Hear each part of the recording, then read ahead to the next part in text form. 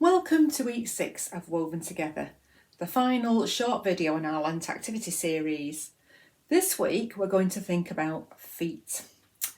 Our feet, Christ's feet, washing one another's feet, and most importantly in Lent, I suppose, the journeys that we tread together on that journey of Christ to the cross. No matter what we think about our own feet or our state of them, in Isaiah 52 verse 7 it says, "How beautiful on the mountains are the feet of the messenger bringing good news of peace and salvation." How beautiful.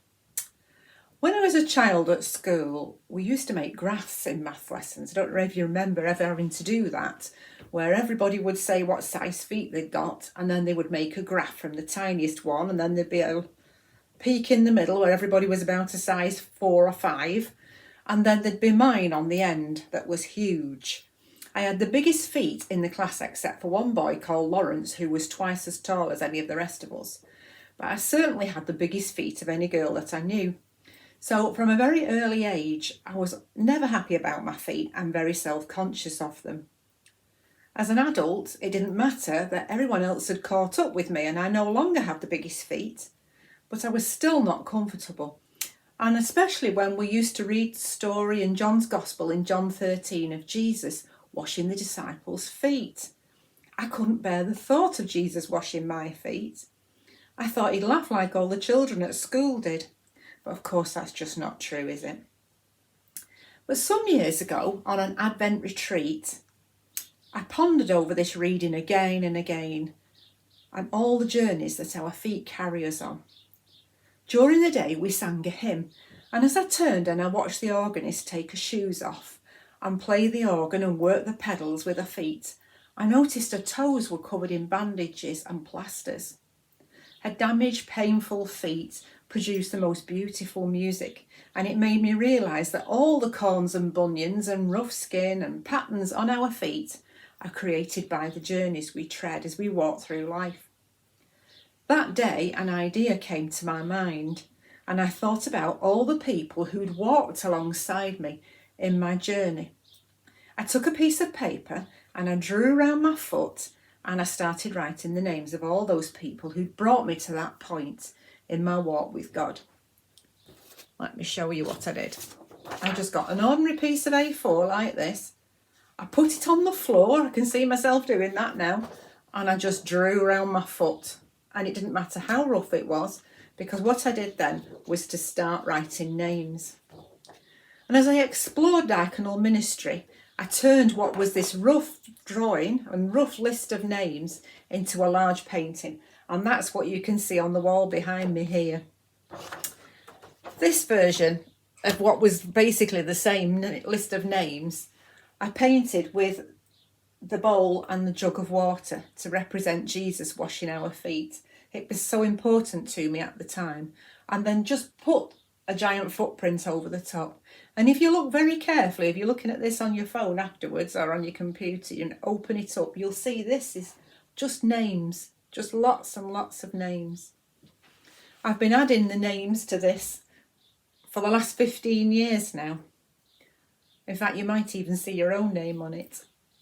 Our footprints, of course, are more unique than our fingerprints, it turns out. Your footprint's different from mine. So this week's activity, if you want to have a go at it, is not to do a huge painting like this, because this was just a one-off, but to actually draw your own footprint. Get yourself a piece of paper, put it on the floor and just draw around your foot, or draw around your slipper or your shoe. It doesn't matter, just a footprint. And then the idea is, start somewhere along the edge, just take a pen and start writing names. I started with my mum and dad, but it could be anybody. And then I started thinking about my Sunday school teachers when I was a child, the teacher at school that taught RE, people who just influenced me actually, my nana's neighbours who were kind to us. You can go round as many times as you like. It doesn't look like very many names on this, but actually there must be hundreds. There's probably lots I've missed off. But if I think of them, I just get my pen and I add to it. It doesn't matter that it's not in order. Some of the names on here, it turned out when I showed this to people when I was candidating, they said, I know some of those names. Some of the names you'll have never heard of. Some of the names on there I can't even remember now. Some of them are not even people's names. It was a film I was influenced by at the time. Anything that's brought you to where you are with God. You can always put it down and come back to it later. That's the beauty of creating anything like this. You can just keep adding to it. And so I've taken this with me everywhere I've been. I started doing this when we lived in Bury, and I took it to Salford and I added names there. And then I put it on the wall here and I've added names again, and will continue adding names throughout the rest of my life, I suppose.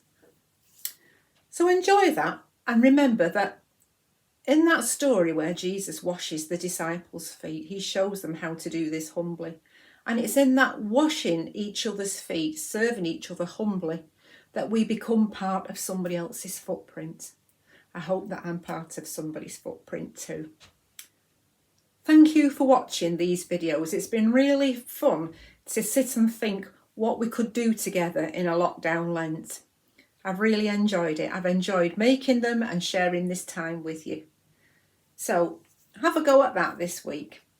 And like I say, who knows, you might end up on my footprint too. Take care, God bless, and have a lovely Easter.